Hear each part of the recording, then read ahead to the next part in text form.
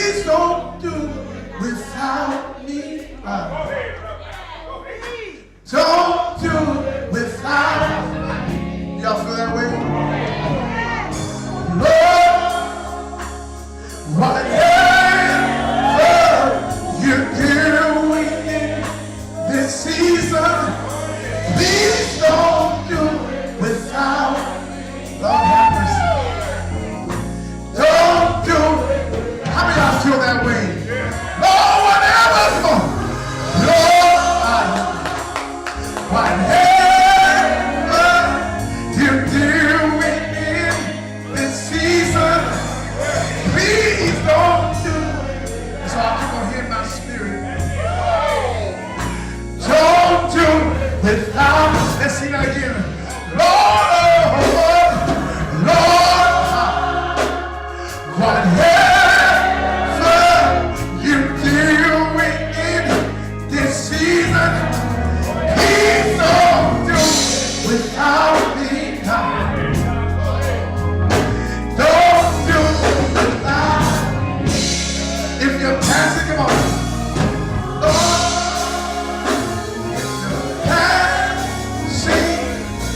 Passing on blessings. Please don't do it. Y'all, I want to be blessed. You want to be blessed?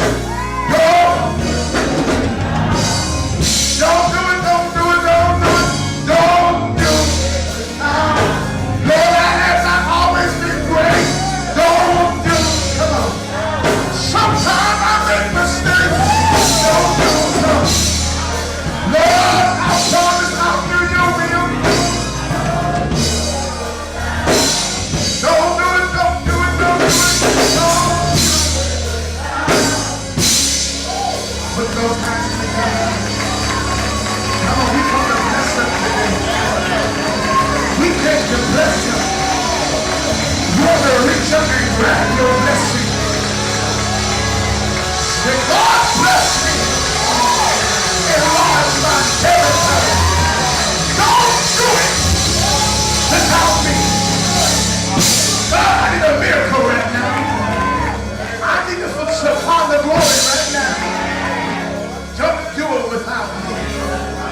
I'm not being greedy, but God, I need is there anybody in here that needs for God to do, not that nothing's wrong, but we want God just to bless us.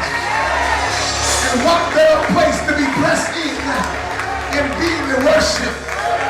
Do it for my child, come on. Do it for my mother, come on, son. Do it for my family, come on. Whatever you're doing, don't do it without me. Grab your Bibles to the book of Matthew. Hallelujah, Matthew chapter 13.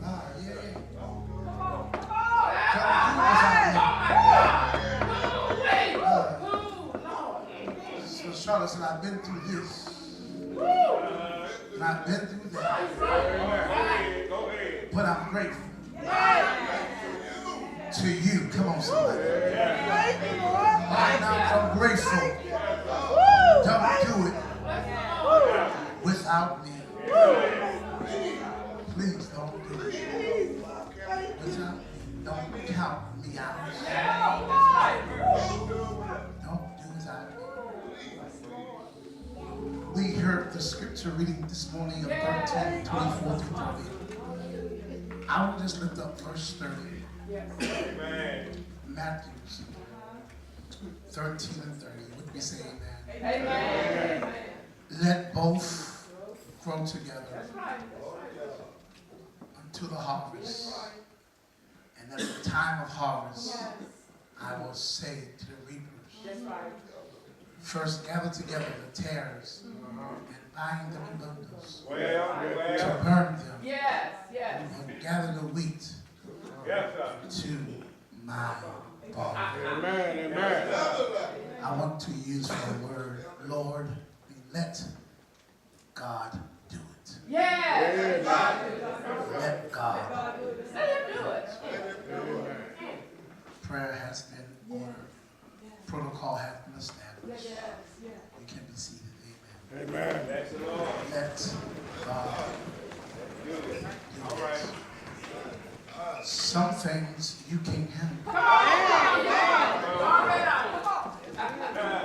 Some things you just cannot handle. Some things are beyond your control. In fact, when things aggravate you at times, sometimes it will bring you out of character. Some things you gotta let God fix it. And let God have his way. Amen. Some things are not for you to even touch. Amen. Some of you are going through a process right now and you're asking the Lord why. But you have to go through that to get this. And there are some things that's coming among you. Amen. Let's keep Sister Evangelist Cargo in prayer on this morning. God is a healer. Amen, somebody. Let God do it. Jesus tells a second parable about sowing seeds. This time it's about two sowers. One who sows good seed to grow wheat. And the enemy who sows weeds among the wheat. We have two things here going on. We got somebody's trying to do good. Somebody's trying to do bad. For this parable too, Jesus offers something that's great interpretation to his disciples in private. Like the parable of the sower, the parable of the wheat and weeds. And here, the weeds offer a perspective on opposition to Jesus. And also speaks generally to the persistence of the evil in the world. In other words, there's always going to be good around us, but evil is still going to be there. I think it was David, Paul says that when I was to do good, evil is always, every time I put my mind to do something, there's always some kind of evil. The sower has sown good seeds in the field for a healthy wheat harvest. But in the dark of night, an enemy came and sowed weeds among the wheat. So when the plants came up and bore again, then the weeds appeared as well. Here you go, you have something great that's growing up, but then there's something that's kind of off that comes in and shows. It amazes me that when I was a sinner and I did not confess my sin, it seems like everything around me was going well. In fact, when I was going to the clubs, and I had to prepare myself before I came to the club. Y'all know y'all club goers. Come on, somebody. I really couldn't really get my dance on until I got my drink on before I went to it. I had to go a little high before I got there because the drinks was too high. So I was prepared before I went. Do we have any real club goers that you come on somebody? Some of y'all still some club goers. What Matthew mostly like refers here, however, is something like a darno or a cocoa. He talked about a noxious weed that closely resembles wheat and is plentiful in Israel. The difference between the darnel and the real wheat is evident only when the plant mature and the ears appear. The ears of the real wheat are heavy and will droop, while the ears of the darnel stand straight up. There's some folks here, your ears right now straight up. But you're a weed. Come on, somebody. When the householder slaves notice the weeds, their first response is to question the quality of the wheat, of the seed. Master, do you not sow good seed in your field? Where did these weeds come from? We was doing all good at Jesus Chapel. All of a sudden, here it comes. Where did it come from? When the master replies that the enemy have also sown the weeds. The slaves are anxious to take care of the problem, to root those nasty weeds right out. There's some people that if God would just let me beat them, I promise. I won't kill them, but I'll just hurt them enough to know that purpose don't play. Come on, somebody. But I can't do it because it's not my job. If God don't do it, it can't be fixed. But the master restrains his servants, saying that in gathering the weeds, they will uproot the wheat along with them. In other words, he told them to hold your battle. The battle belongs to me. Some things we gotta let go and let God just have his way. He orders them to let both grow together until the harvest. Then he will send out the reapers to collect and burn the weeds and to gather the wheat into his barn. And what I like about God, he made it personal. He said his barn. He identified my barn. This is my church, and I'll take care of my church. Your job is to come and worship me. If anything come out of place, let me take control of it. Because when you are in sin, the same God that helped you gonna help the next person.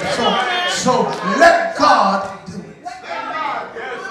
In the clearest term, Jesus tells the disciples what almost every element of the parable represents. The one who sowed the good seed is the Son of Man. The field is the world. And the good seed are the children of the kingdom. The weeds are the children, the weeds are the children of the evil one. Like the children of the corn. Come on, somebody. And the enemy who sowed them is the devil. The harvest is the end of the age, and the reapers are angels. Jesus does not, however, say whom the slaves represent. He was trying to teach them that among every good thing is going to be some bad stuff. But let them grow together. Because I'll show you the real ones from the fake ones. Every now and then, I go to a store and I was laughing at one of my friends who went and she wanted some shoes that was called some red bottoms. And I'm thinking, okay, red bottoms, okay. But when I saw, and I said, I can be a blessing to you, that's good, But when I found out the price of the red bottoms, I said, I can get some red paint spray, some spray paint. And if you lift your foot up, I can spray them and make them look red. Come on, somebody. Because there's a difference between the fake and the real stuff. Come on, somebody. Every now and then, I refuse to pay $200 or $300 for tennis shoes. So sometimes I gotta wear some rejects. They look like Nikes, but really they're Nikes. Come on, somebody. But they look the same. Sometimes you gotta fake it until you can make it. Come on. So perhaps the slaves represents the disciples, or anyone who hears his parable of this interpretation. Who among us has not questioned why God allows evil to grow and thrive? We all do that. Come on, somebody. We say, God, why do you allow this mess to go? But when we are part of the mess, we want God to come on, deal with the mess. Who among us has not wanted to take matters into our own hands and root out the evil mist? The master stops the slaves from doing anything of any sort. He let them know that, in other words, it's not your time.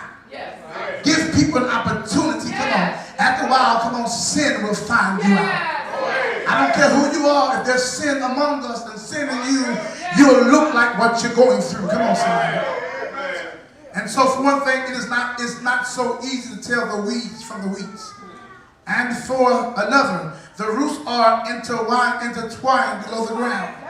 Rooting out the weeds would uproot the wheat as well, doing more damage to the crop than leaving the weeds to grow. In other words, when you touch it, you make a more mess of it. Come on. Every one of us in here, we deal with flesh every now and then. Come on. I don't care how holy you get, how sanctified you get, how much you speak in tongues, how much you listen. Listen, sometimes you want to just handle things yourself because it's the flesh. In fact, sometimes the flesh, the lust of the eye will get us in trouble. Come on. I told people many times before that when people, if they're born blind or we're blind, we probably live more holy because what we see we can't touch. Come on. But when we see something because it looks good, we want to touch it. But God gives us the grace to say it's not time just yet. Jesus says that the reapers, not the slaves, will take care of this at harvest time. The Son of Man will send his angels, and they will collect all causes of sin and all evildoers. They will throw them into the furnace of fire, where there will be weeping and gnashing of teeth. Then the righteous will shine like the sun in the kingdom of their Father. In other words, every dog has its day. It is the angels, not human beings, who are authorized to pluck up the weeds from the wheat. It's the angels. In other words, let go and let God do what he do best. Another text to consider is where Jesus tells Peter, "Go behind me, Satan. Get thee behind me, Satan. You are a stumbling block to me. For you are setting your mind not on divine things, but on human things." In spite of these strong words and Peter's repeated felony, Jesus does not give up on Peter. Rather, he entrusts the future of his mission to him and the rest of his bumbling disciples. In other words, that God will take his time to prepare us. I come to tell someone right now that even if you're in worship and you don't feel comfortable or you don't feel that you're saved, come on, you're not an outcast. Come on, God is preparing you for righteousness. This is why we can't throw away people who come to church smelling like liquor, smelling like weed. Come on, because God gonna separate the right from the wrong. It is so amazing how we can make judgment of the people about something that we're not struggling with. But when we struggle with something, we just struggle with it. But God will separate the right. So perhaps we should not press the logic of a parable too literally. In the world, we know weeds do not become weeds. Weed does not become. Yet here, Matthew's stories hold up hope even for those who stumble. Come on, somebody. And I'm telling you, yes, even for the one whom Jesus called a stumbling block, sometimes we make ourselves stumble trying to fit in a crowd that we really not designed to be with. I told my sister about 2 weeks ago in Jacksonville, you know, she said, "Boy, you getting bald all back there. You ought to let it go." I said, "The only reason you're not bald because you keep on adding extensions." But when you put it all off, I'm seeing all kinds of spots in your head. Don't hate, participate. In other words, there's some people who are hating on you because they think that they're bigger than you. But please be patient with me. God ain't through with me yet. But when God gets through with me, I will come forth and I will look like pure gold. Let God do. Let God do. Perhaps there are some overzealous leaders in Matthew's congregation who want to purify the community by rooting out the bad seed. This seems to be temptation for followers of Jesus in every age. We whip ourselves into a weeding frenzy, certain that we know the difference between weed and wheat, and that we know how to deal with the weeds. You've got to learn how to deal with the weeds. I'm going to say it again. You have to learn how to deal with the weeds. If you are from the real country, come on somebody, come on. I don't care how much you plant your garden, some weeds are going to come up. I ain't get no help up in here. And I would tell, when I would come down from New York from the summer, my grandma would come in the field, I want you to pull all of the weeds from around the stuff.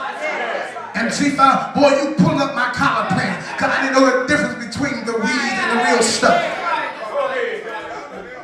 So here perhaps, Jesus' parable makes it clear that any attempt to root out the weeds will do only more damage to the crowd.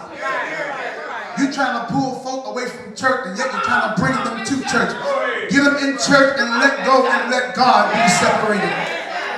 This is played out for too many times in our congregation and denominations. with some determined root out anyone who does not agree with the right interpretation of scripture. Listen here.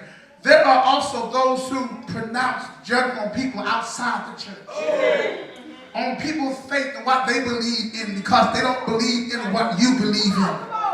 Whether judgment is focused within the church or without, it does serious damage to the church and to the mission when you judge people just because they don't live like you want them to live. If God can't do it, it can't be done. We find the dualism of the text troubling. It seems that there are two groups of people in the world: children of the kingdom and children of the evil. Wheat and weeds. Wheat and weeds. And their destinies are fixed from the beginning. Jesus says that at the end of the age, the angels will collect out of the kingdom all causes of sin, and all evildoers will throw them into a furnace of fire. So you have to understand that when God comes into it, he will handle the way that he ought to be handled. Elsewhere, Jesus warned those who put a stumbling block before the little ones that it would be better for them to have a milestone put there around their neck and to be drowned into the sea. Similar, he warns that if your hand or foot or eye causes you to sin, it's better to cut it off or pluck it out and enter life blind or maimed than to be thrown into the hell of fire with body intact. If it can't be done, if God can't do it, it can't be done. And one thing, I look at this text because it helped me with my personal ministry. See, when you're preaching and you're evangelizing, you have to have compassion for people. You have to understand where people are. You can't judge them. You got to bring the fish in. You got to catch the fish before you can fry the fish. Come on, somebody. I learned that in the process, I can't clean fish. Even my pops, you give me those bag of fish. Come on, somebody. And they were frozen. I said, Lord, he got me all these frozen fish. I don't know how to clean no fish. Come on. And I thought they was not clean, but when I got home, I realized that they were already clean and pretty much seasoned. Come on, somebody. I want me a fried fish right now. And so I had to understand that it's too late, Jesus, this time of night to eat some fried fish. And being a bachelor, being single, you know, I didn't have no cornmeal or nothing like that. All I had was some salt. Come on. And it was in a package from Hardee's. Come on, somebody. So I had to understand, before you can deal with this thing, you got to put this thing through a process. Thank God for living across the street from Walmart. Come on. And so I was able to go to Walmart and get me some seafood season. Good God from Zion. And in the midst of it, when I was going there, I found out that Smithfield Chicken and Barbecue is not open till 11 p.m. So I stopped and got me some good old hush puppies. I ain't get no help up in here. So I said, since I'm sitting and since I'm already doing this thing, I might as well stop by and get me a real Pepsi Cola. Come on. Maybe I drink Sam Choice, but this time I wanted something to make me burn. Come on. And so I had to understand here what God was really saying in the spirit realm. Oh, when I got back home, I realized that I didn't have no grease. There was one time I said, I wish my grandma was living, because I would have some grease already on top of the stove in a can. Come on. So I had to go back to Walmart again and get some grease, because those fish was not going to survive another night. Come on, somebody. And so I had to understand that when I got back from Walmart, come on, I had to put that little grease in there. I let the grease get a little bit hot, and I started seasoning them big boys. I said, I'm just going to eat two. I said, no, they're too small to eat two. I might as well go ahead and eat the whole bag. That's what God does. That when we grow together, he'll let you eat all of the harvest. Come on. He'll put everything together and let you prepare the way that you need to prepare. What are you saying, purpose? I'm saying to you, brothers that's sitting up among my voice, and sisters, don't give up even though you may not be where you want to be. You gotta stand until God bless you. Can someone say, Lord, bless me indeed? I'll be jumping in my head. Come on. But here, we got to understand that God is saying that let the weed and the wheat grow together. The separate, let me calm down here. Perhaps when Jesus saw the angels who collect all to burn in fire, he means that everything that caused sin will burn away. It'll burn away, come on. It doesn't quite fit the logic of this parable, but which seems to be talking about two groups of people and speak of throwing all the evildoers into the furnace fires. That's what I'm saying. What I'm saying is that let them hang themselves. People will hang themselves. Yet it seems consistent with other texts in Matthew about these stumbling blocks. But if God can't do it, it can't be done. Jesus makes clear that we simply cannot be certain who is in or who is out. Sometimes you sit in a group, come on, everybody seems to be agreeing on a church meeting. But soon as the church meeting is over, we go into the parking lot and have parking lot conversations. Then we get on the telephone and we talk about what we were afraid to say. Come on. You say so many times, I started. Get up and go. You tell a lie. You were scared and you weren't going to say nothing. But here, and that's what I like about God. Even though when I'm mad, I can still talk to him about anything that I'm going through. Can I get a witness up in here? I found out that if God can do it, and I'm even learning, y'all forgot this. I told you when I first came to the church, I was reading a book by Joyce Myers that was called Me in My Big Mouth. Because the fact is, I don't mind expressing how I feel. I'll tell you what I feel, and that settles it. But God said you can't go down to Jesus Chapel with that same anointing you had at the old church. Come on, it's a new situation now. You got to be more compassionate. You got to be more considerate of who you're pastoring. You got to know your congregation. What I'm trying to tell people in church today, that don't worry about what other people are doing. Worry about what's going on in your own household. Stop worrying about who I'm sticking with. I'm married, come on. Well, he's married. Worry about your relationship. And I found out the reason people talk because they ain't happy with who they are and what they're doing. But I come to tell you that if you just stand still and let the Lord fight your battle. The Bible said that they that wait upon the Lord shall renew their strength. I feel some strength coming now. Because in this time that we call being a bachelor, being a divorcee, I'm getting excited because I'm seeing some things. And I ain't talking about in the natural, but I'm talking about in the Holy Ghost. I say, God, yeah, I need a woman. I need somebody I can touch every now and then. I need somebody when I wake up I can grab. But God said, you can't grab it just yet. You got to hold on and wait until the battle is over. I know some of y'all are looking cross-eyed and saying he's doing too much now. But I heard somebody say, let me touch something I can feel. And when I feel it, I hope it's real. But God said, stay in love with me. The more you worship me, I will prepare her. I did for Adam. I ain't getting no help up in here. I said, God, when you sent her, it's not Christmas on a Sunday morning. But God said, you gotta stand still. And if I can't fix it, it can't be fixed.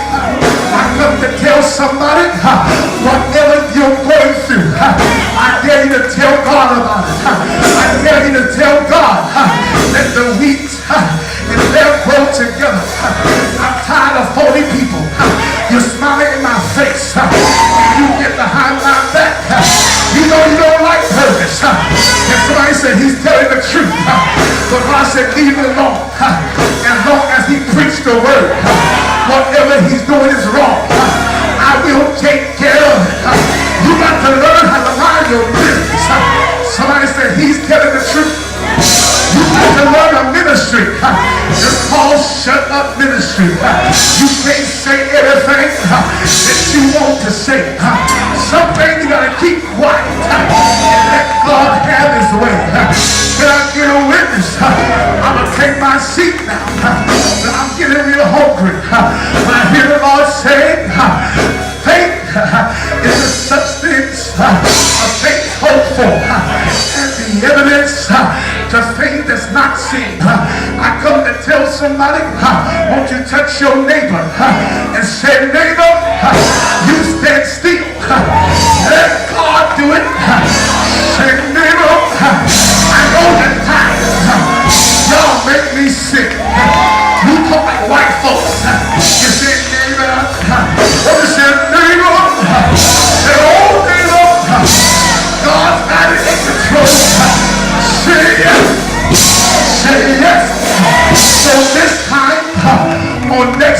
I've seen a prophetic moment.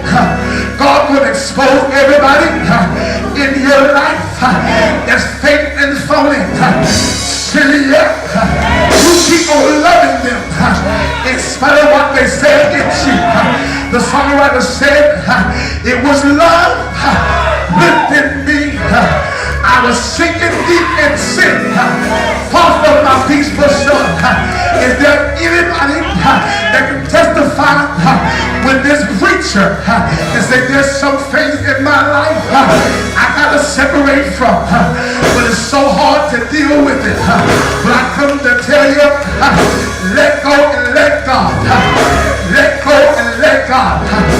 Let go and let God have his way. And what I like about God, when God does it his way, he ain't gotta come back and fix it all again. Can I get a witness? Jesus Chapel, before I take my seat, I want to tell you one thing. I'm a blessed man. I'm encouraged. I don't have to be encouraged by people who don't like me. You don't have to be encouraged by people who don't like you. Just stand there and let them whisper. The more they whisper, you throw your hands up and say, God, say, God, they weren't there when the doctors told me the bad news. They weren't there when I couldn't pay my light bill. I ain't getting no help up here.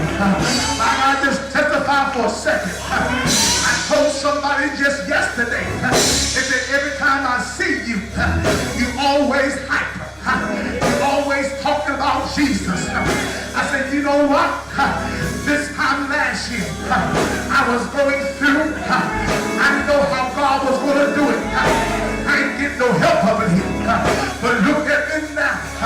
The devil should have killed me when he had me. But because I stood between the wheat and the wheat, I said, God, even though I don't have no money to put in the offering, I'ma still walk by the table in the name of Jesus. I ain't getting no help up in here. God, even though I can't afford a steak, I'll eat the bologna with some steak sauce. I ain't getting no help up in here. But the Lord has been good to me. I don't need to brag and boast. But Jackie, let me tell you something. If he did it for me, he'll do it for you. I got a right to praise him. You weren't there when I had to pack my stuff up and move with a relative. You weren't there when I saw my car get repossessed. You weren't there in the divorce court when my marriage was down. But look at me now. Look at me now. Come on, somebody. Just try. I'm trying to stop. But I'm testifying what the Lord will do for me. On Friday night, I went out to Raleigh, one of the biggest restaurants. Say yeah. I drove up to the door and said, do you all have valet parking? Can you please park my car? I ain't getting no help up in here. I stood tall because the Lord was good to me. I looked across the table. I said, honey, get what you want. Don't worry about the price. This time I did not have to go to the bathroom and see how much money I had on my bank card. Say yes. Won't he do it? Won't he do it? Say yes. Say yes. It felt so good to get the bill. You see the other bill? It's over $150. I said, no problem. I don't need a credit card. Bang! There it goes. And you can keep the tip. That's what God will do. If you'll stay there and grow together. That's what God will do. He'll show the enemy up. That's what God will do. He'll fight your battles.